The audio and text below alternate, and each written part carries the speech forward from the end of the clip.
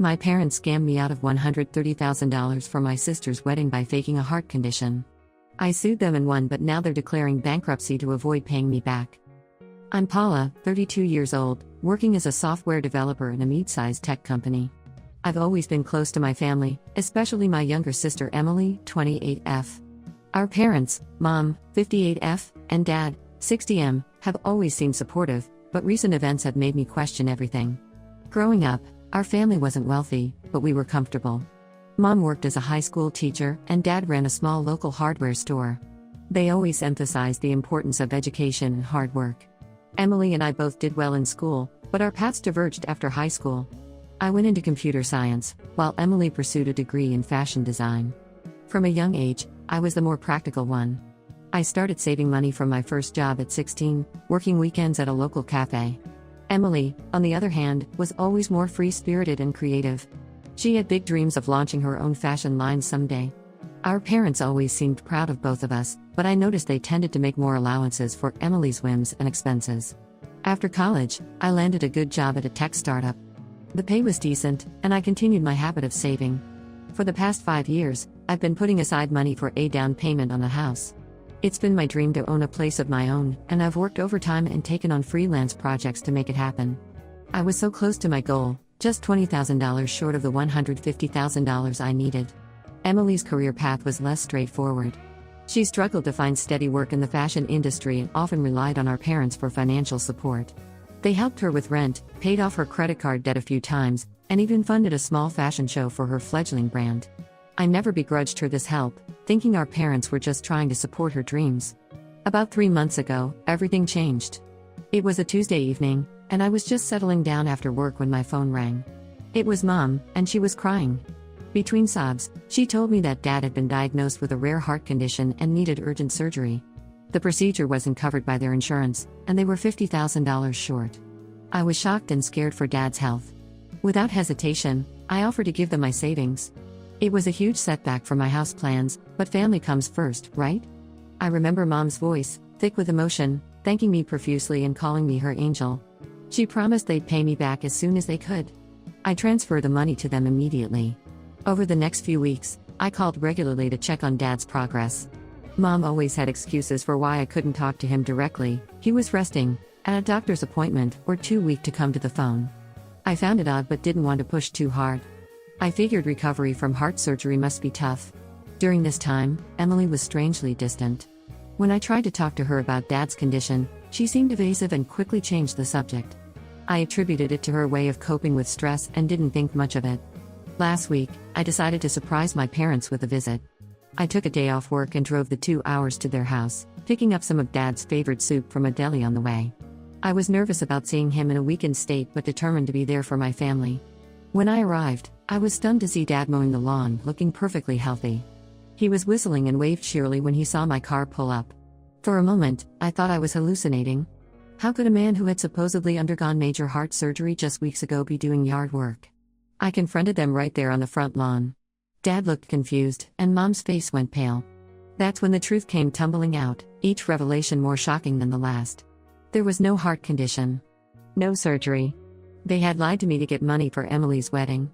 Apparently, Emily and her fiancé Jake, 29M, wanted a lavish destination wedding in the Maldives, but couldn't afford it. Instead of telling them to scale back, my parents decided to fund it by scamming me. I stood there, feeling like the ground was shifting beneath my feet. Mom tried to explain, saying they knew I had savings and that I wouldn't miss it much. Dad chimed in, telling me that Emily deserved a special day and that as the older sister, I should want to contribute. I was furious. I demanded to know if Emily was in on this deception. They hesitated but finally admitted that yes, she knew about the plan. In fact, it had been her idea initially, though they had come up with a fake medical emergency story. When I demanded my money back, they had the audacity to tell me I was being selfish. They said Emily deserved a dream wedding and that I could always save up again since I had a good job. Mom even suggested I could live with them for a while to save on rent if I needed to. I couldn't believe what I was hearing. The parents who had always preached honesty and hard work had lied to me, stolen my savings, and were now trying to make me feel guilty for being upset about it. I left their house in tears, feeling betrayed and used. On the drive home, my phone kept buzzing with messages. Emily was blowing up my phone, calling me dramatic and saying I was ruining her special day. She said I had always been the golden child and for once, something was supposed to be about her. My parents were sending guilt-tripping texts, saying I was tearing the family apart over just money. But it's not just money to me. It's 5 years of hard work and sacrifice weekends. It's my dream of having my own home. And above all, it's the trust I had in my family. I keep thinking back to all the times I skipped nights out with friends or passed on vacations to save money. All those sacrifices, gone in an instant because my family decided their wants were more important than my needs. I haven't responded to any of their messages. I've been sitting in my apartment, alternating between crying and feeling numb. I've always been the responsible one, the one who played by the rules. And this is what it got me. I don't know what to do now. Part of me wants to go to the police, but I'm scared of the consequences for my family. Would they go to jail for fraud? As angry as I am, I don't know if I could live with that. Another part just wants to cut them all off and start over. But the thought of losing my entire family is terrifying. I've thought about reaching out to Jake, Emily's fiancé. Does he know where the money for this extravagant wedding is coming from? But then I worry that I'd just be creating more drama if he's unaware. My colleagues have noticed that something's off with me at work. I've been distracted and making silly mistakes. My boss pulled me aside yesterday to ask if everything was okay. I mumbled something about family issues, but I was too embarrassed to explain the full situation. I feel so lost and angry. The future I had been working toward seems to have evaporated overnight. I'm left questioning every interaction I've ever had with my family. Were there signs I missed? Have they been taking advantage of me in smaller ways all along? I keep going back and forth on what to do. Should I give them an ultimatum to return the money or face legal consequences? Should I just let it go for the sake of family peace? Or should I fight to get my money back, even if it means potentially destroying my relationship with my parents and sister? Any advice would be appreciated because right now, I feel like I'm drowning in a sea of betrayal and uncertainty. Update 1. Hello everyone. First, I want to thank you all for your support and advice on my original post. The past 2 weeks have been incredibly difficult, but your comments have helped me feel less alone in this situation. After reading your advice and doing a lot of soul searching, I decided to take action. I sent a formal letter to my parents and Emily, demanding the return of my money within 30 days, or I would pursue legal action. I made it clear that I had documentation of the transfer and their deception, and that I was prepared to go to the authorities if necessary. I also decided to reach out to Jake, Emily's fiancé. I figured he had a right to know what was going on, especially if he was unaware of where the wedding money was coming from. I sent him a brief email explaining the situation and asking if we could talk. To my surprise, Jake called me the next day. He was shocked and horrified by what my family had done. He had no idea the money for their wedding came from me, let alone that it was obtained through deception. Jake told me he comes from a modest background and was uncomfortable with the extravagant wedding plans, but Emily had insisted, saying her parents were handling everything. Jake and I talked for hours. He apologized profusely, even though it wasn't his fault, and promised to help me get my money back. He even offered to postpone the wedding until this was sorted out. I was touched by his integrity and felt a glimmer of hope for the first time since this all began. However, things took an unexpected turn when Jake confronted Emily. Instead of showing remorse, Emily flew into a rage. She accused him of betraying her and siding with me. She even threatened to call off the wedding if he didn't support her. Jake, to his credit, stood his ground. He told Emily that he couldn't marry someone who would steal from their own sister and lie about it. He called off the engagement and told my parents he wanted nothing to do with their scheme. Emily didn't take this well. The day after her breakup with Jake, she showed up at my apartment unannounced. She was crying and yelling, alternating between blaming me for ruining her life and begging me to talk to Jake. She said I was always the perfect daughter and that for once, she wanted something for herself. When I tried to explain how her actions had hurt me, she dismissed it, saying I could easily save up again with my fancy job. I tried to reason with her, to make her understand the gravity of what she and our parents had done, but she was too emotional to listen. She brought up childhood grievances, claiming our parents always favored me and that this wedding was supposed to be her moment to shine. When I didn't give in to her demands, she left, threatening that I would regret this. My parents, instead of seeing the error of their ways, have doubled down. They're now saying that I've not only ruined Emily's wedding but also her chance at happiness.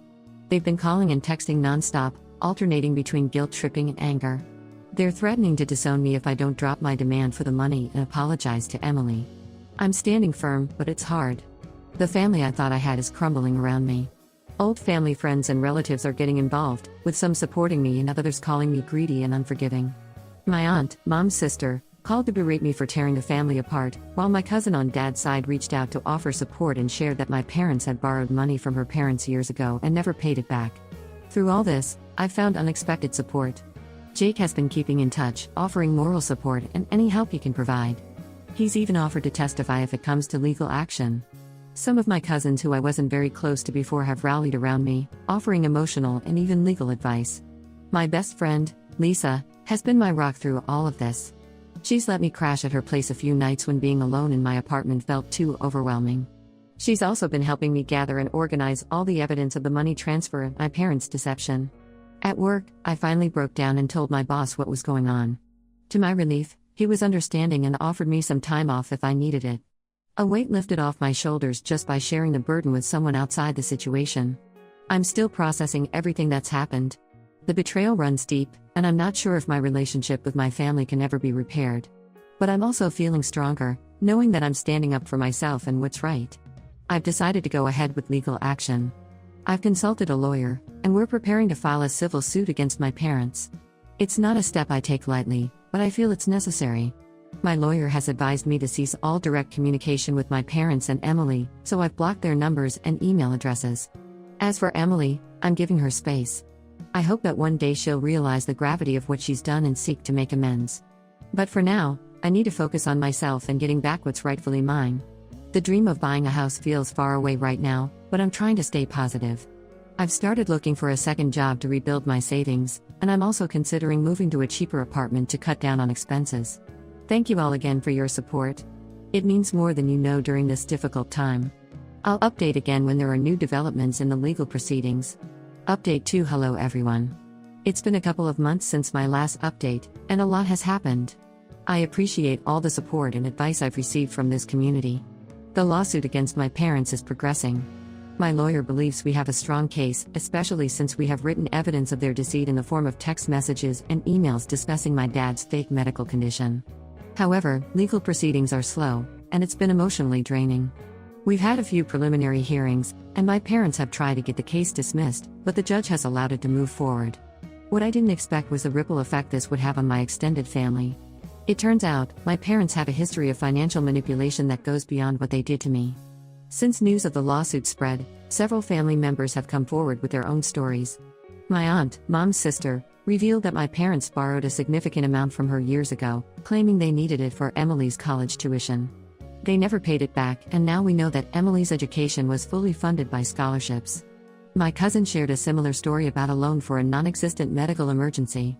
Even my grandmother called me, in tears, saying she now realized why her retirement savings were much lower than they should be. My parents had been borrowing from her for years. This revelation has caused a major rift in the family. Some relatives are furious with my parents, feeling betrayed themselves. Others are angry at me for airing dirty laundry and potentially ruining my parents' reputation in our community. There have been heated arguments at family gatherings, and some relatives aren't speaking to each other anymore. Emily, surprisingly, reached out to me last week. Our conversation was tense, but she admitted that she's been doing some soul-searching. She apologized for her role in the deception and for her reaction when it all came to light. She started therapy to work through her issues and has realized how toxic our family dynamic has been. She confessed that she's always felt overshadowed by me and saw the lavish wedding as her chance to finally be the center of attention. While I appreciate her apology, I'm not ready to forgive her yet. Trust, once broken, is hard to rebuild. But it's a start, and I told her I'm open to slowly rebuilding our relationship if she continues to show genuine remorse and change. As for my parents, they're not handling the situation well. They've been badmouthing me to anyone who will listen, painting themselves as victims of an ungrateful daughter. They've even started a GoFundMe campaign, claiming they need help to defend themselves against a false lawsuit. It's frustrating, but my lawyer assures me their actions will only hurt their case in the long run. The stress of the situation has been affecting my health. I've been having trouble sleeping and my doctor says my blood pressure is elevated. On my lawyer's advice, I've started seeing a therapist to help me process everything. It's been helpful in dealing with the stress and emotional turmoil. I've also been focusing on self-care and building stronger relationships with friends who have been incredibly supportive throughout this ordeal. Financially, it's been tough. The legal fees are adding up, and I'm still trying to rebuild my savings. I've picked up some extra freelance work on the weekends, and I'm exploring new job opportunities that could help me reach my goals faster. The house I was saving for is still a dream, but I'm not giving up. Jake, Emily's ex-fiancé, has remained supportive. He's offered to be a witness in the lawsuit if needed, and he's been a good friend through all of this. We've grown closer, bonding over our shared experience of betrayal by my family. There's no romantic involvement, we both need time to heal, but his friendship has been a bright spot in this difficult time. This experience has been eye-opening and painful, but it's also taught me valuable lessons about setting boundaries and standing up for myself. I'm learning to prioritize my own well-being and to surround myself with people who truly care about me. I'm taking it one day at a time and trying to stay positive despite the ongoing legal battle. Thank you all for your continued support. It means the world to me during these challenging times. Update 3. Hello everyone. It's been half a year since this nightmare began, and I wanted to give you all a final update. So much has changed, and I'm in a very different place now, both emotionally and literally. The lawsuit against my parents concluded last month. Thanks to the overwhelming evidence, including their own admissions in writing and testimonies from other family members they had scammed, the judge ruled in my favor. My parents have been ordered to repay the full $130,000, plus interest and legal fees. However, collecting the money is proving to be another challenge. My parents claim they don't have the funds and are considering declaring bankruptcy to avoid paying. My lawyer is exploring our options, including potentially putting a lien on their house. It's frustrating, but I'm trying to stay patient and trust the legal process. The family fallout has been severe. My parents have become outcasts in our extended family and community as more of their deceptions came to light. Several relatives have cut ties with them completely. They're blaming me for destroying the family, but most people see through their manipulation now. Emily and I have started to rebuild our relationship slowly. She's been in therapy and has made significant progress in recognizing our parents' toxic behavior and her own role in enabling it. She's even offered to help pay back some of the money, though I told her it wasn't necessary. We're not close like we used to be, but we're working on building a healthier relationship based on honesty and respect. As for me, I've made some big changes. The stress of the lawsuit and family drama was affecting my health and work performance. My blood pressure was consistently high, and I was having trouble focusing at work. So, I decided to make a fresh start. I quit my job, sold most of my possessions, and moved to a different state. I'm now working remotely for a startup that I really believe in. The pay is less than my previous job, but the work is fulfilling and the company culture is much healthier. I'm living in a small but cozy apartment in a city I've always wanted to try. It's been an adjustment, but I'm enjoying the change of scenery and the chance to reinvent myself. I've made new friends through local meetup groups and even started dating someone who's been incredibly understanding about my family situation. It's early days, but it feels good to be open to new possibilities. The dream of owning a house is still there, but it's on the back burner for now. I'm learning to enjoy the present and not let my parents' actions define my future. I've started a new savings plan, but I'm also allowing myself small indulgences that I would have denied myself before. Life's too short to always be planning for tomorrow. I've gone no contact with my parents. It wasn't an easy decision, but it's been crucial for my mental health. I've blocked them on all platforms and asked mutual contacts not to pass on any messages from them. Some days are harder than others, especially around holidays or birthdays, but overall, I feel more at peace. My therapist has been helping me work through the guilt and grief that comes with essentially losing my parents. We're focusing on building my self-esteem and setting healthy boundaries in all my relationships. This experience has taught me invaluable lessons about self-worth, the importance of boundaries, and the true meaning of family. I've learned that sometimes the family we choose is more valuable than the one we're born into. My friends, both old and new, have shown me more love and support than I ever got from my parents. To everyone who supported me through this journey, thank you. Your advice, kind words, and shared experiences have been a lifeline. I'm closing this chapter of my life now, focusing on building a better future for myself. For anyone going through similar family issues, stay strong, trust your gut, and don't be afraid to stand up for yourself. It's a tough road, but there's light at the end of the tunnel. You deserve respect and honesty from the people in your life, including your family. This will be my last update. I feel like I've finally processed everything that happened and I'm ready to move forward without constantly revisiting this painful chapter of my life. Thank you all once again, and I wish you all the best.